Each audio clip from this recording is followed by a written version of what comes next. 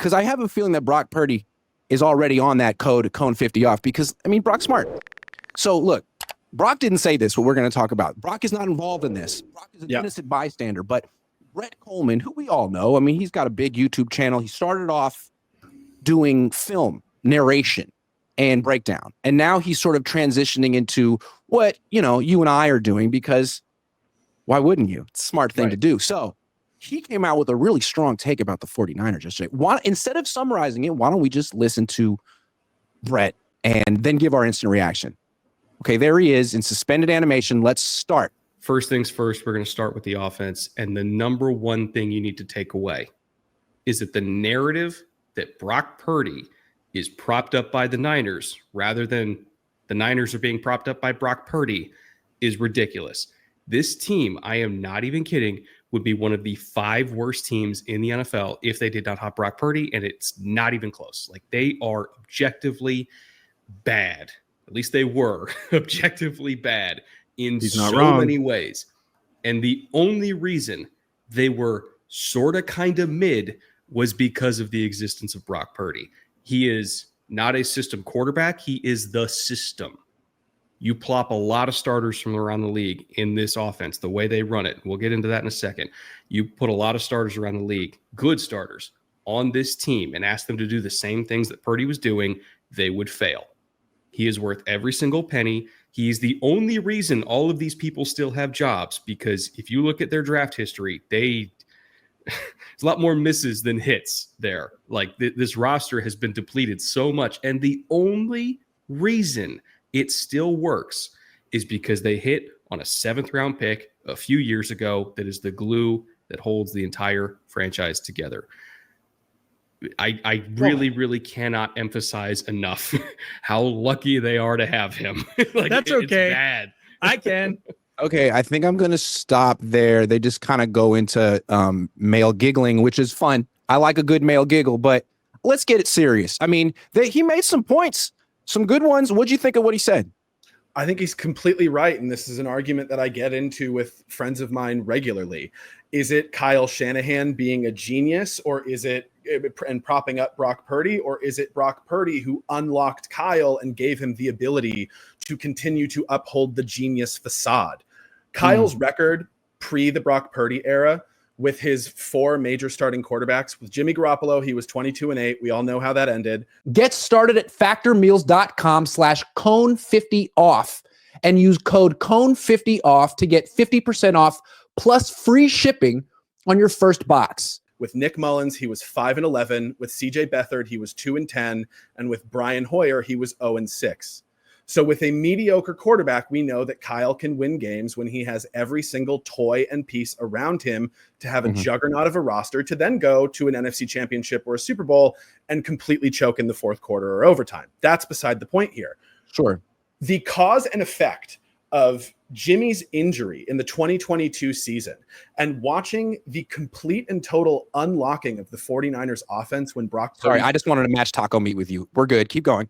You can go one more button down. Come on. Yeah, I think I might have to, actually. Okay, let's go. Come on, Grant. Okay, here we go. All right. I mean, I'm just happy to see you outside of a Kirkland tall tee for once. Like, I wanted to step it up for you. Yes, I appreciate it. Yes, but we've very clearly seen that without even a middling without elite quarterback play within the Kyle Shanahan offense, we've seen how mid the team can be. And the 2 games that I look to the most are the Seahawks game, Brock's rookie year, specifically that one play where he fake to the left, fake to the right, and then found Kittle directly over the middle. Like, that was the first time I remember seeing Kyle Shanahan being a genius in years. I was like, holy shit, this is completely different. We are in a whole new world here. This is unlocking Kyle. So that's my first reaction. Fair. Let me take it a different direction, because I can't disagree with you on that stuff. But I love that you set it up. Is it Brock propping up Kyle or Kyle propping up Brock? What if there's a third option? Let me present option C, and you haven't considered this, so be open-minded. What if there's someone else propping up both of them? Is this really option C, MC? Yes. Absolutely. Yes. How about, I mean, like, when he's talking about, like, man, Brock's not being propped up by the system, he is the system. No, dude. Christian McCaffrey is the system. And when Kyle lost a lot of ideas because they went to Miami, what saved him was trading for Christian. And I don't think I've been calling for Kyle to get fired for years. I don't think Jed would have fired him right after that Christian McCaffrey trade because it worked. Yeah. And like, look, Jimmy, I got the number. Like he lost the first game with Christian. They played the Chiefs. They always lose to the Chiefs. They scored 23 points. After that, they went on a 4-game winning streak. It's freaking Jimmy Garoppolo. And then he gets hurt. So they either would have brought back Jimmy or they would have signed Sam Darnold or both. And then those guys would have been on that incredible 2023 team. And I'm not saying they would have went to the Super Bowl. I have no idea. Would have gone to the Super Bowl. I always get that wrong. But maybe they would have. I feel like he said, only this guy can do play action. He's the best processor, man. I think he's kind of overstating. Like, first of all, the team was good in 2023. And last year, the team was kind of bad, but they were in a lot of close games, and he made it worse. I mean, he threw a game-over interception against the Rams in Week 15, then the next week against the Dolphins, and the next week against the Lions. So, and then I have one more stat for you. All right, hit me. Okay. So, Brock Purdy, in his career with CMC, 18-5. Okay. 109.8 quarterback rating. Okay. Without CMC, 5-8, 95.7 quarterback rating. Not bad. Not bad. Not transcendent. Like those are Jimmy numbers. So I would argue that really it's CMC. And unless he comes back to being the CMC of old, this whole operation is in trouble, even with Brock Purdy. I do agree with that. And I think that that's one of the major issues of Kyle, where like the genius label is not warranted for him, where he becomes far too dependent on one player to be the Rosetta Stone of his offense and make everything make sense. It was Debo until it wasn't. It was CMC until it wasn't. It was Raheem Mostert until it wasn't. You've said this before on your show that like Kyle is great when he has a great running back that he can lean on and run into the ground. Right. Because that's the only thing that limits the turnovers in his offense. Otherwise, his offense is high turnover, high risk. Right. Yeah.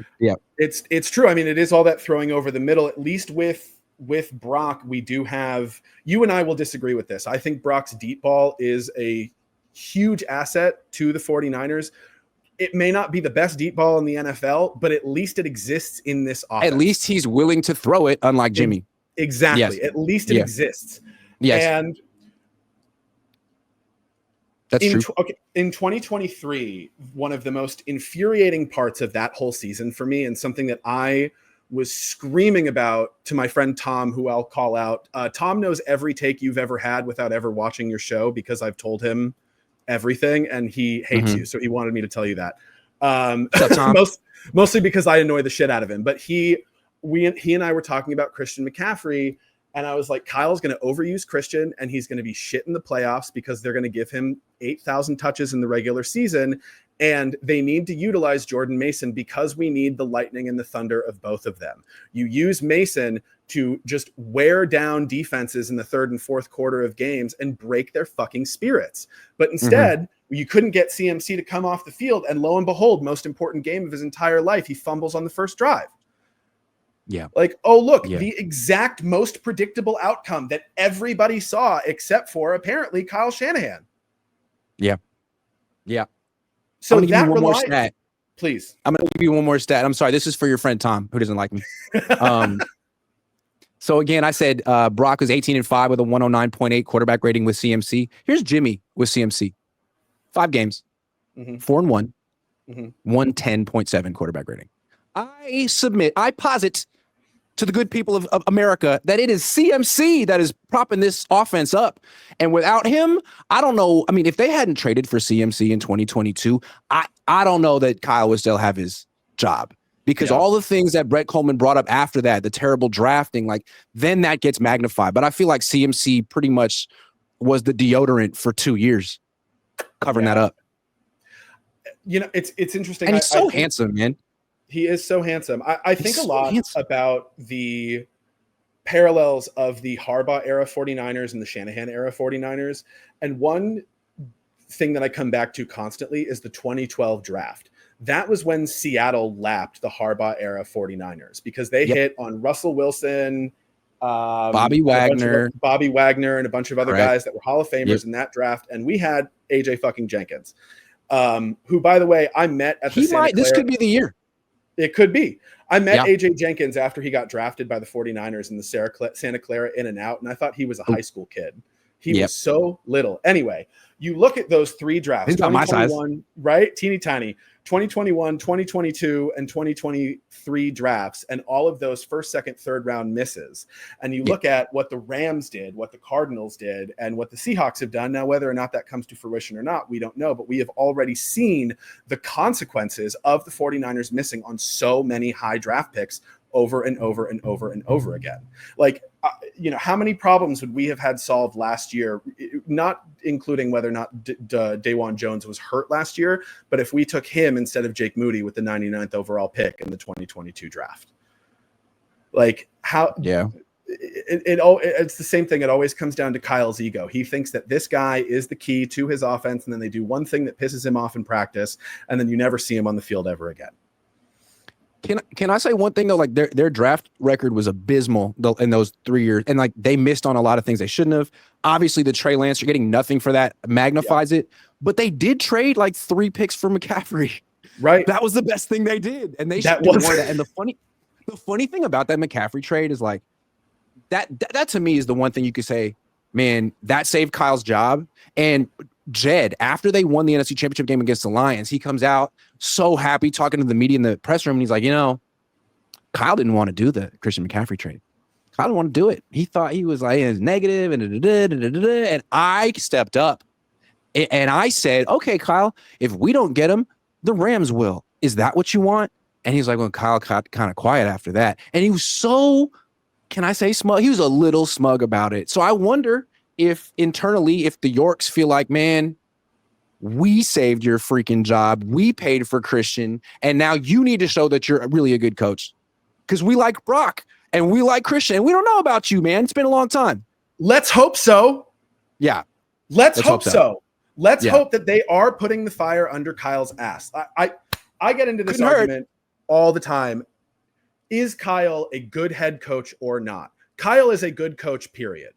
Is he a good head coach? Talk to me after he's won a Super Bowl. Kyle has proven to me over and over and over and over again that when he is at that moment that decides whether or not you are going to be great or you are going to choke, he chokes every single fucking time. And that's been his history. Yeah, it has been his history, and it's been his history at every big moment, everywhere he's been. At what point are you a choke artist? I mean, how many times do you have to do it? And how many different ways do you have to do it before you're just like, you know what? He's great until the pressure's on, and then he just doesn't have it. That's what it is. Right. Listen, we can, what was it, 2021, the Jaquiski Tart interception, we can put a lot of the blame on his shoulders, but the fact of the matter is we had a lead in that game. Yeah, and just like if he had intercepted that pass, that doesn't mean that Kyle Shanahan wouldn't have found a way to choke away the game after that, or that he would have won the Super Bowl the following 2 weeks. You know what I mean? Right. He finds ways. He had a lead in an overtime and lost it. He won the coin toss and blew that. I mean, come on. He's legendary. I don't even want to get into the lore of Kyle Shanahan goes deep. The coin toss. The most frustrating thing of that last offensive play in that Super Bowl was the fact that Christian McCaffrey was being used as a decoy. Why? Yeah.